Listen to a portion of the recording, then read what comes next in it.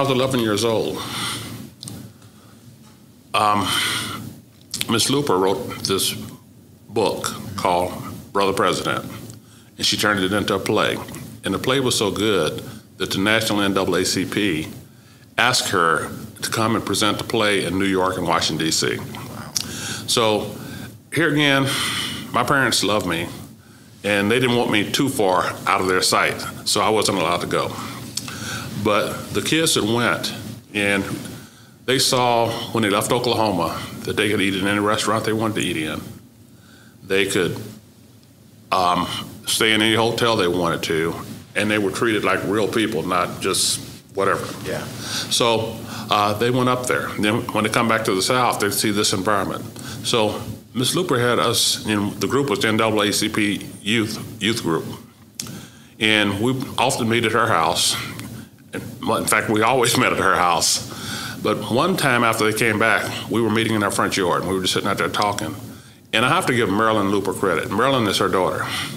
And so Marilyn's sitting out there, and if you haven't met Marilyn yet, I don't know if you know who Marilyn Lupar is. Marilyn Lupar is, again, a community leader in Oklahoma City. And she is really, really a sharp person. But at that time, Marilyn she was in my class. So she's really fiery. So she goes on a rant, and I mean a rant. Marilyn, if you know Marilyn goes on lots of rants. So she goes on this rant, and whatever comes out of her mouth is the truth, but there's no buffalo in it, okay? So she starts talking about how horrible it is in Oklahoma City that we can't eat in restaurants. And the thing that people kind of miss as they start thinking about the city-ins, many of our parents would ride the bus to downtown, and right on Main Street between Broadway and Robinson, all the buses would stop right there, and people would do transfers. Like, say, for example, if your mother or your father worked out at Nichols Hills, they would ride to downtown, and they'd do a transfer right there, and then they'd ride the bus out to Nichols Hills or wherever they're going to do domestic work. If you stop and think about it a little bit farther, you think about, okay, when they stopped for that break, there was no place that they could use the restroom. There was no place that they could eat. There was no place that they could sit. They would just have to bear with it until they got to where they had to get to. Okay, you got Green's right across the street. You got Johnny Brown's right there. You got all the stores that are right there on Main Street. That's where all the major stores used to be at that time. We could go in there and buy stuff, but we couldn't buy food. We couldn't sit down, but they would take our money. So Marilyn goes into this rant, and she decides that we need to do something about this. And she's ranting about it and talking about we need to go down there and challenge the system. Her mother comes out, because she's our leader, and she says, if we're going to do this, we need to do it right. We need to do it right. So she says, we need to train ourselves in such a way that when we go do this, we remain together, we remain respected, and we understand how to deal with problems as they come up. So we had classes to teach us how to deal with when people curse you out, if somebody hits you, what to do. If somebody spits on you, what to do, not to overreact. We had classes that taught us how to walk in to the restaurant in a calm way and sit down. And when the waitress walks up and says, you don't belong here, and said, I'd like to order a hamburger and a Coke.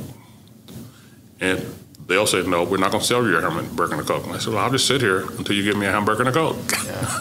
And that's what we did. And we would have something we call song practice, where we would go to Calvary Baptist Church here in Oklahoma City, was where we would meet, and we'd march downtown to whichever restaurant we chose to go to that day. We would do one restaurant at a time. But what Ms. Lupar taught me was, one, if you see something needs to be done, don't randomly go into it.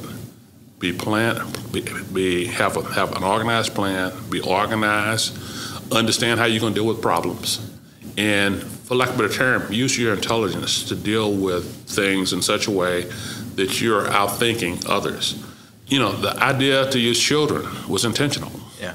Because people are much less likely to hurt a child than they are to hurt an adult. I'm not even totally sure, as I thought back on it, that this would have been successful if we'd had adults down there. The other is that adults would probably react different. You couldn't tell them to sit there. It was kind of funny, because she also had what I call control people. Have you ever heard of a guy by the name of Portwood Williams? I have not, no. Okay, Portwood Williams used to rebuild furniture in our neighborhood. Portwood Williams was the kind of the male figure there that if he thought one of us was losing our temper, he'd come grab us and pull us out and take us and put somebody else in. Yeah. Portwood Williams also happens to have a grandson named Kanye West. No way. Yes, absolutely. So that's Kanye West's connection to Oklahoma. That's Kanye West's connection to Oklahoma. His mother grew up here, and his uncle was also one of our his uncle was also one of our sitting kids. Yeah. So that's his connection to Oklahoma, Portwood Williams. Wow.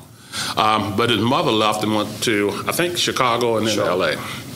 But I just want to share that with you because it's kind of funny how you go all the way around the world and you come back.